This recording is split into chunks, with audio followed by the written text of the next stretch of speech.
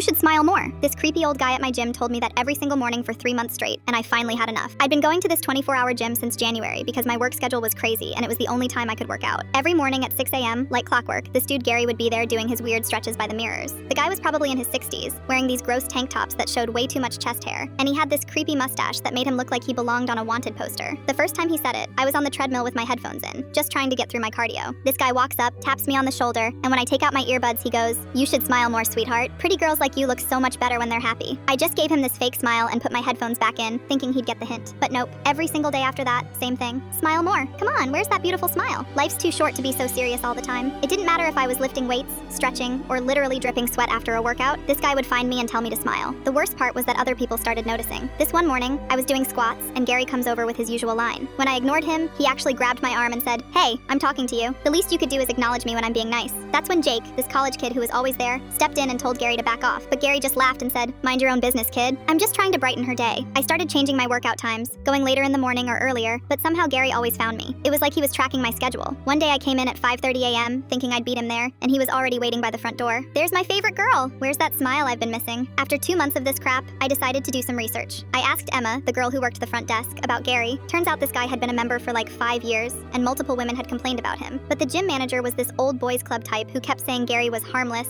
and just being friendly. Emma told me 3 women had actually canceled their memberships because of him. That's when I found out Gary worked as a security guard at the mall downtown. Perfect. I started my plan on a Tuesday. I drove to the mall during his shift and watched him for a few hours. This guy spent half his time hitting on teenage girls working in the food court and following women around to make sure they were safe. It was disgusting. But here's where it gets good. I noticed Gary had this habit of leaving his security station to flirt with the Victoria's Secret employees. He'd just abandon his post for like 20 minutes at a time. So I started documenting everything. I took videos of him harassing the girls at Hot Dog on a Stick, photos of him leaving his station unattended, and I even recorded him telling this mom with a stroller that she'd be prettier if she smiled. Then I made friends with Brianna, who worked at the pretzel place. She was 17 and told me Gary made her so uncomfortable that she'd hide in the back whenever she saw him coming. She said he'd ask her about school, her boyfriend, and whether she lived alone. Classic predator behavior. I spent 3 weeks building my case. Photos, videos, timestamps, witness statements from the food court employees. Then I called Gary's supervisor and sent everything over. But I didn't stop there. I also sent it to Mall Corporate, posted it on the mall's Facebook page, and sent it to a local news station that does those consumer watch segments. Gary got fired within 24 hours. But the best part happened the next morning at the gym. I walked in for my usual workout, and there was Gary doing his stretches like nothing had happened. He sees me and walks over with that gross smile. "There's my girl." You know what I'm going to say. I just smiled at him. Like the biggest, brightest smile I could manage. "Actually, Gary, I heard you got fired yesterday. That must really suck." But hey, I leaned in close. "You should smile more. Life's too short to be so serious all the time." His face went completely white. He tried to stammer out some response, but I just walked away. 5 minutes later, Emma told me Gary had packed up his stuff and left. She said his membership got canceled that same day after 4 more women came forward with complaints. The gym felt different after that. Better.